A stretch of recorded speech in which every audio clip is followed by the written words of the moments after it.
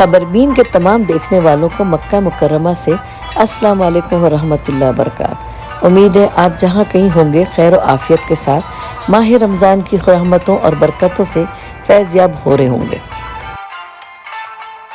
ماہ صیام کے اس بابرکت مہینے میں ہم نے ارض مقدس پر اپنے تمام دیکھنے والوں کو اپنی دعاؤں میں یاد رکھا ہوا ہے۔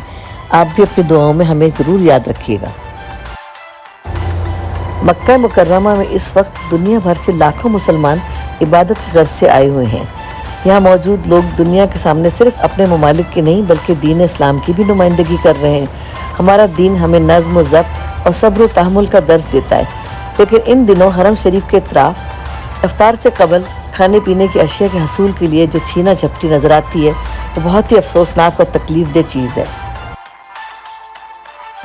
اس چھینا جھپٹی کے دوران اکثر کھانے پینے کی اشیاء زمین پر گر جاتی ہیں، جس سے نہ صرف رزق کی بے حرمتی ہوتی ہے بلکہ یہ چیزیں پھر کسی کے استعمال کے قابل بھی نہیں رہتی۔ دنیا بھر سے آنے والے زائرین لاکھوں روپے خرچ کر کے یہاں پہنچے ہیں۔ ان کے لیے کسی طور بھی یہ مناسب نہیں کہ بریانی کے ایک پیکٹ، کھجور یا لبن کے ایک ڈبے کے حصول کے لیے دھکم بیل کے عمل کا حصہ بنے۔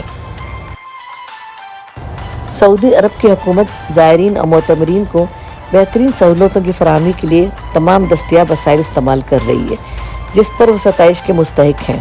زائرین کی بھی خواہ ان کا تعلق دنیا کے کسی ملک یا رنگ و نسل سے ہو، ارض مقدس میں اپنے قیام کے دوران نظم و ضبط اور صبر و تحمل کا مظاہرہ کرنا چاہیے۔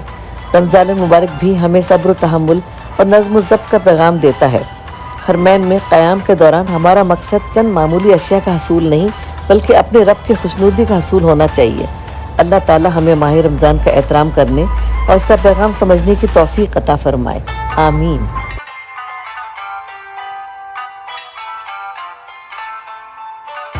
امید ہے ہماری ویڈیو آپ کو پسند آئی ہوگی۔ اگر ایسا ہے تو ہماری ویڈیو کو لائک، شیئر اور چینل کو سبسکرائب کرنا مت بھولیے گا۔ انشاءاللہ بہت جلد ملتے ہیں ایک نئی ویڈیو کے ساتھ۔